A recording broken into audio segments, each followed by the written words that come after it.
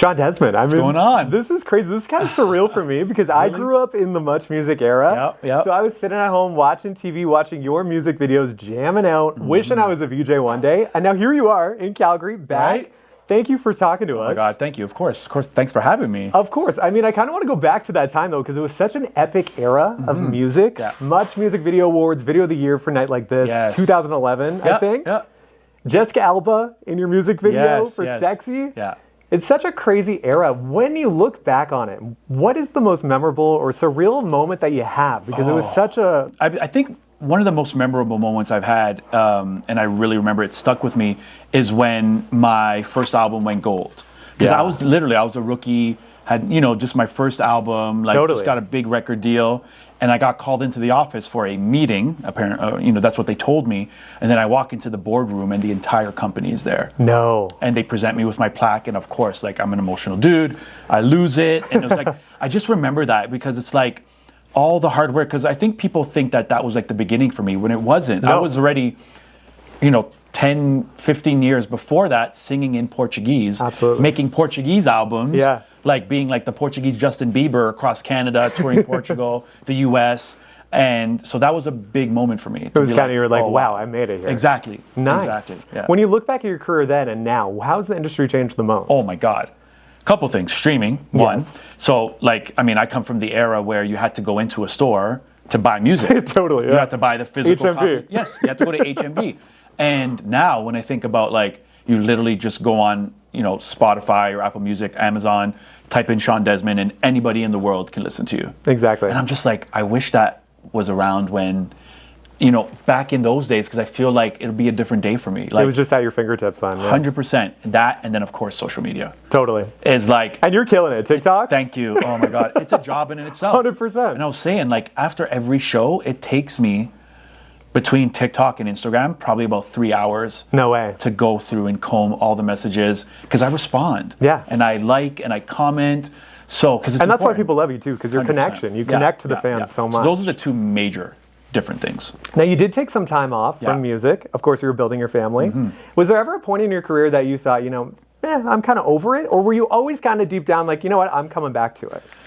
I didn't know I was coming back to it. I think in 2015 when I decided to step away and my wife got sick and I was helping with my kids and being a dad, I kind of was, I think in my brain, I had come to I'd come to be okay with, I'm probably done. And I was okay with it. I came to peace with it. And then, this phone call from Drake and happens in this OVO show. And I'm just yeah, sure, I'll do it. But I don't I didn't think it was going to be anything past that. Totally. I thought it's a one night, I'm done, going to go back to just doing what I was doing. Obviously that didn't happen. That night comes and I go on stage and it's funny, I did another interview not too long ago somebody who was at that show and actually in line and with being with fans and stuff. And he said, I was outside in line and he's the only name I heard people talking about was Shawn Desman at that show. And I was I didn't know that. And I was wow, that's incredible. So I do the show, crowd goes wild, it's nuts.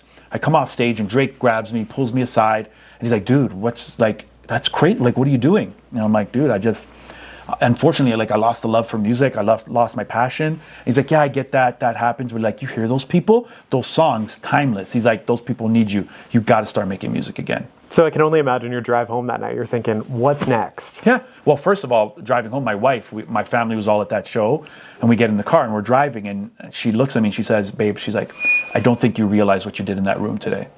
I said, "Really?" She's "Yeah." She's the universe is, she's something's happening. She's I think it's your time. No, even, you almost shut down the internet that day. You, Nelly Furtado, all the videos, it was crazy. The crowds, I mean, it's undeniable. It's been amazing the last 2 years, and I'm just so blessed and I'm so grateful to still be here 22 years later after my first album. And speaking of Nelly Furtado, you've kind of hinted before that you would work with her, that there could be a collaboration. You can't mess with us.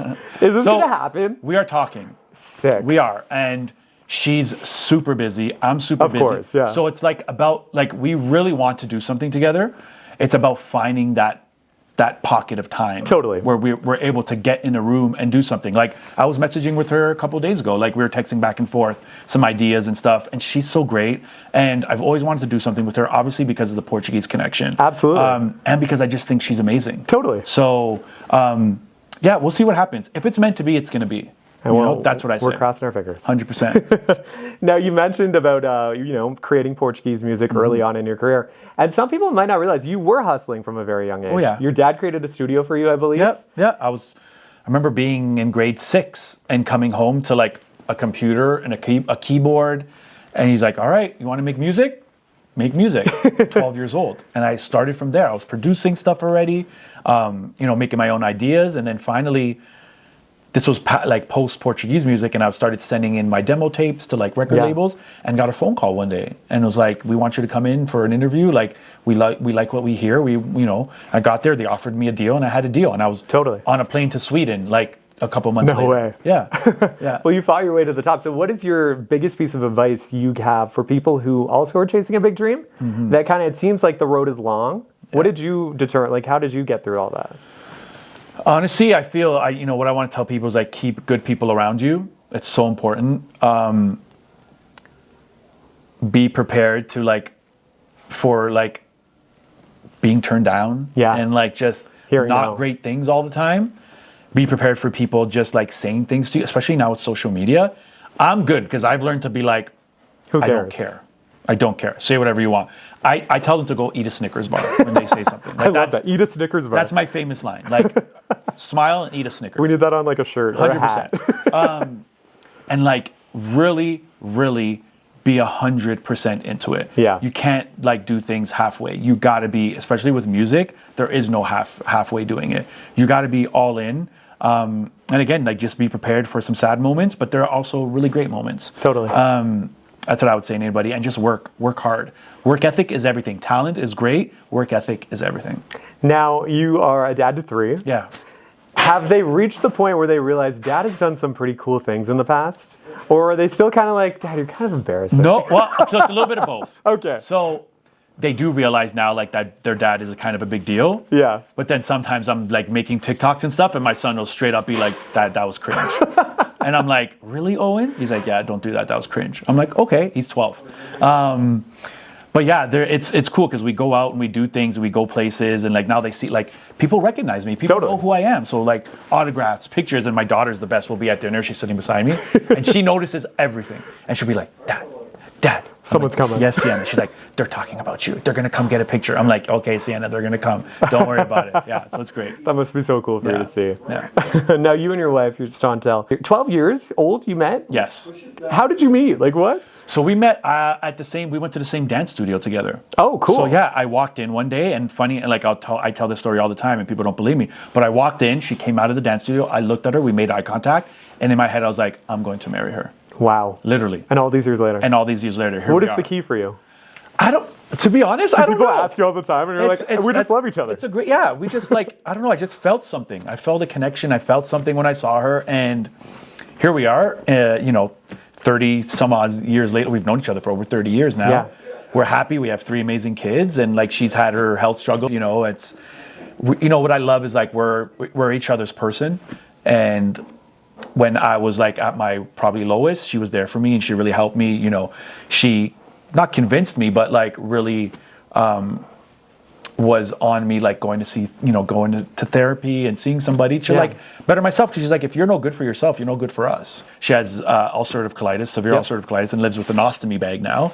And at first it's a big life change, right? And you're kind of embarrassed, and you don't know, you don't want to show people, but I'm like, who cares? I'm exactly. Be proud of it, showcase it, because and funny enough, there are so many people that live with an ostomy bag, and you just wouldn't know because you never see it. So she gets tons of messages from people thank you so much, you've made me more comfortable with my body, and showing my bag and stuff. So that's what it's about. It's about inspiring people and making people feel good and all that good stuff. And then your song Love Me with the Lights Up too, about that journey. The music video is beautiful. Yeah. So touching. How did you show her the song or the music video first? What was her reaction? So the song she had already heard, and she knew it was about her. And then with the video, we were sitting outside in the backyard, and I had the video treatment, and I said, I want you to read this.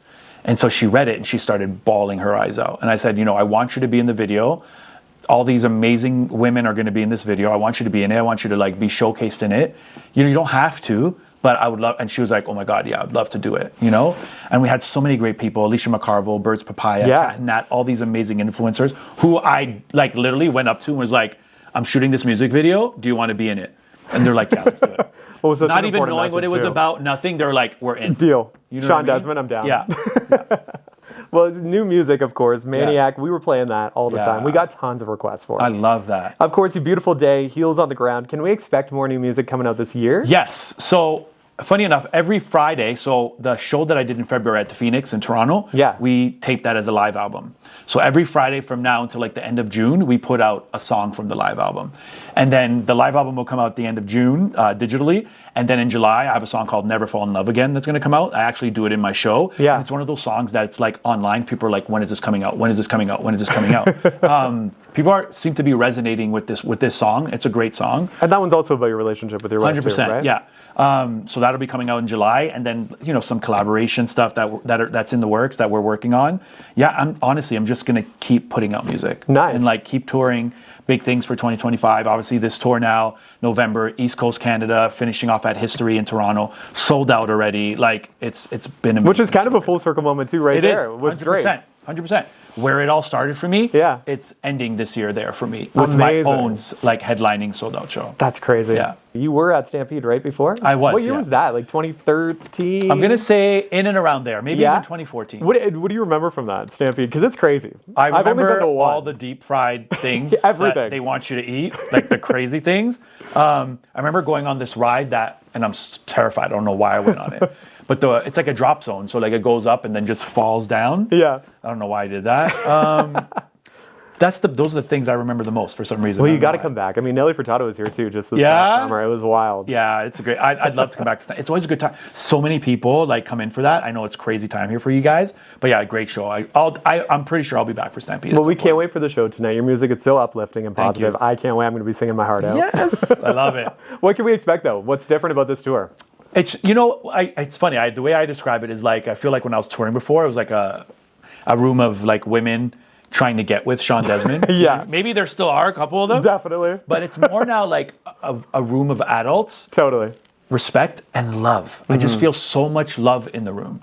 And I love that. Like I'm on stage and like people are singing, they're dancing, going crazy. And also because like over the past 20 years, I've garnered like this catalog of songs that people know. So there's not like a lot of filler in this show. Yeah. Oh my God, that song. Yes. Oh my God, this song. You know what I mean? That's what it feels like. And it's honestly a great show. Just hit after hit. Yeah. The production value, everything it's amazing. Well, we're so stoked. Thank you for stopping by. Of course. Anytime. We'll always play your music. We Thank love you. you. Love it. Thanks, guys.